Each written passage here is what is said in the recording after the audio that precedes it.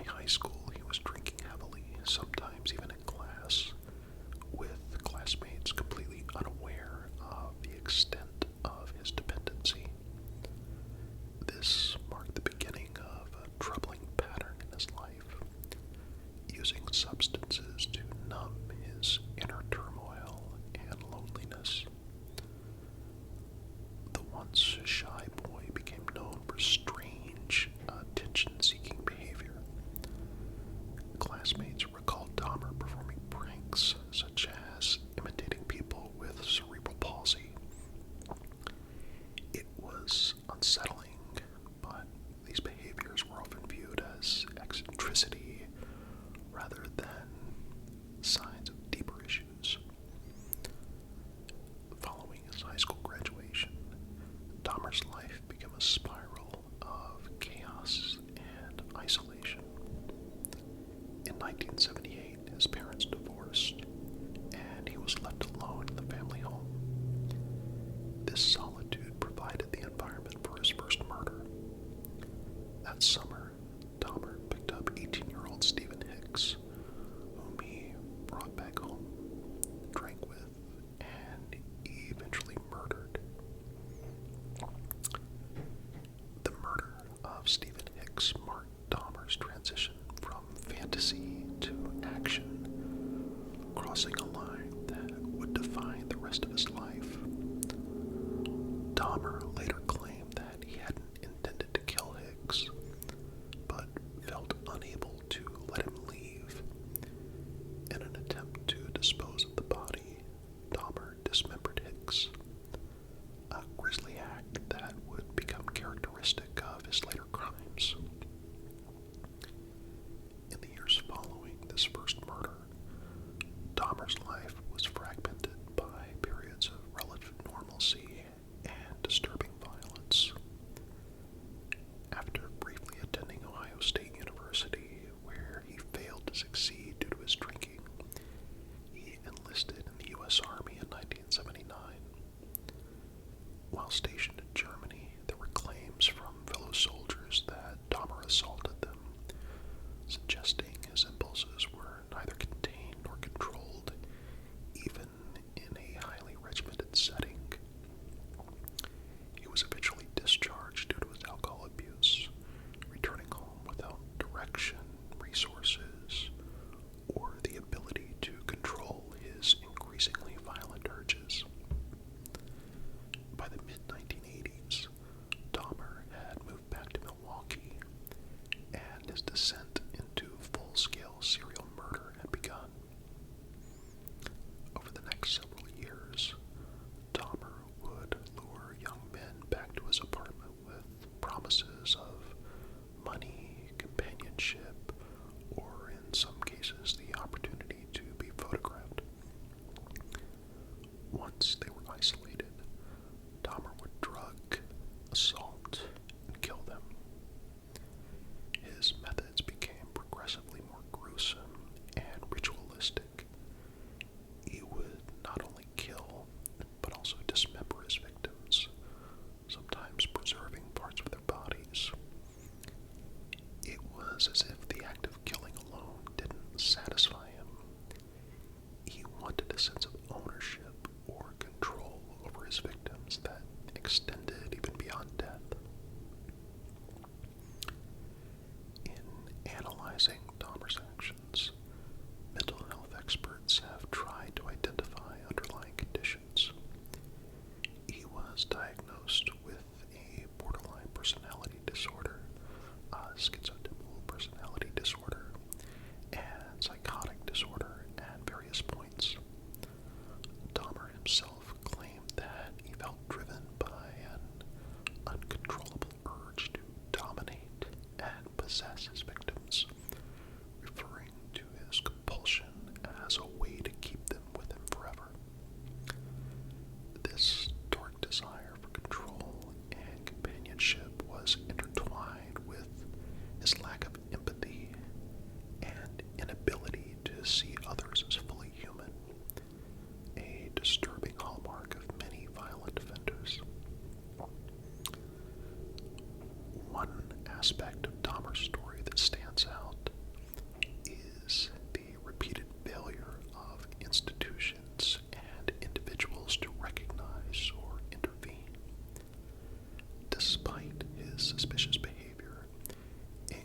the smell of decomposition coming from his apartment, Dahmer was able to avoid detection for years.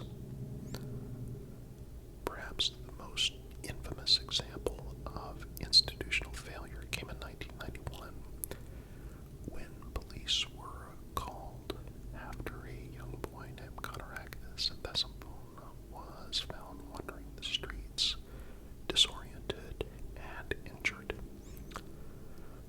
Though neighbors reported Dahmer's suspicious behavior, police ultimately returned the boy to him, believing Dahmer's explanation that they were simply a couple.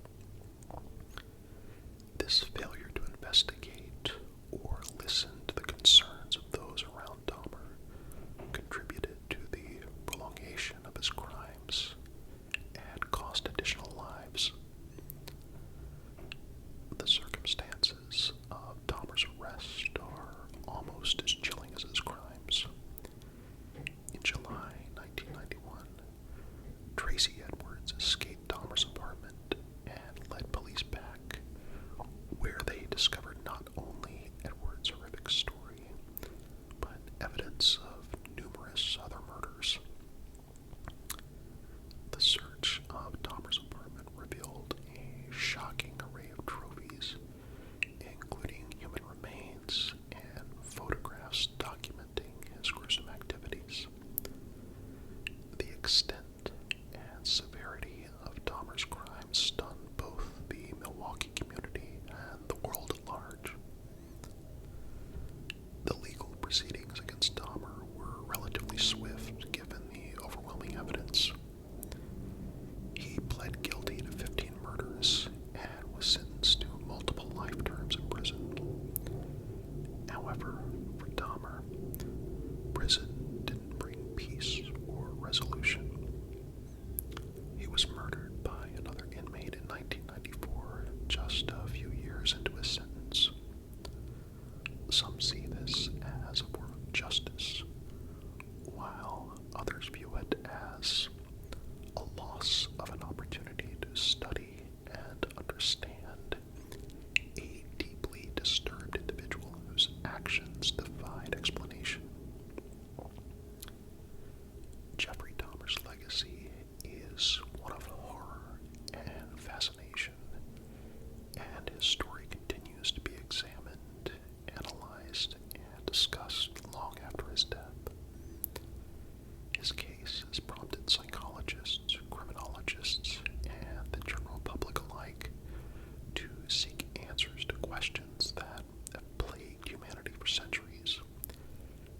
How does someone commit such unspeakable acts? Was Dahmer inherently evil, or did a combination of factors create a serial killer? And perhaps most hauntingly, could his crimes have been prevented? One of the prevailing questions in the study of Dahmer is the role of nature versus nurture in his development. While Dahmer showed disturbing signs of fascination with death and dissection from a young age, many have wondered whether early intervention might have altered his trajectory. His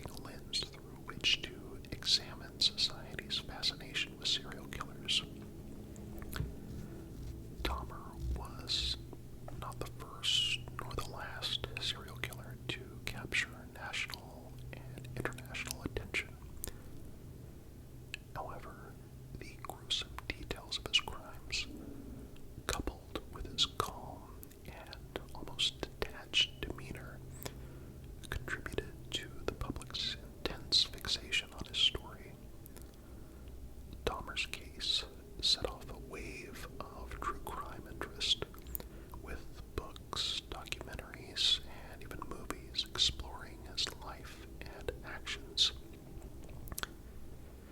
This media coverage raises ethical questions about the line between informative reporting and sensationalism. While understanding the motives and methods of a serial killer can provide valuable psychological insights, excessive focus on individuals like Dahmer risks glorifying or romanticizing their actions, which can distort public perception. Dahmer's trial, while straightforward in terms of evidence, brought to light the broader complexities of criminal justice and mental health. Some argued that Dahmer was legally insane and therefore should have been institutionalized rather than imprisoned. However, he was found legally sane, meaning he understood the nature of his actions and he could distinguish right from wrong. This decision reflected a societal judgment. While Dahmer may have been deeply disturbed, he was still deemed accountable for his choices. His sentence of life in prison without the possibility of parole was intended to ensure that he would never have the chance to harm anyone again. However, Dahmer's death at the hands of a fellow inmate in 1994 raised further questions about justice, punishment, and rehabilitation within the prison system. Some people believe that Dahmer's murder was a form of poetic justice, a consequence of his own brutal actions. Others argue that his death was a missed opportunity, as I mentioned earlier. Dahmer himself reportedly didn't resist his fate. In his final years, he expressed a desire for death, claiming to have found religion and even requesting a Bible to read in prison. Whether his remorse was genuine or a mere coping mechanism is open to interpretation. But his case has left a lasting impact on our understanding of remorse, redemption, and accountability. Jeffrey Dahmer's legacy is ultimately a grim reminder of the depths of human depravity, but also of the vulnerabilities that exist in individuals and societies alike. His life and crimes invite us to ask hard questions about mental health, societal neglect, and the failures of the criminal justice system. How should society balance the desire for justice with the need for understanding? What role should mental health interventions play in preventing future cases? And how can we better address the vulnerabilities that make certain populations more susceptible to exploitation and violence?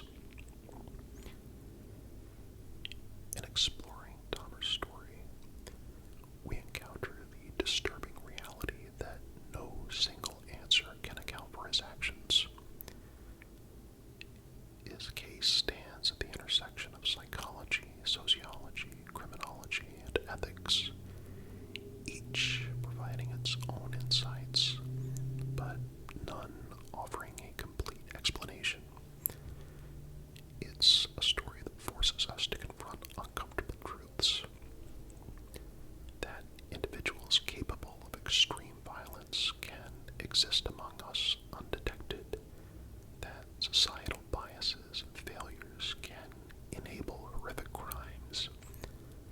And that the roots of such behavior are complex and difficult to untangle.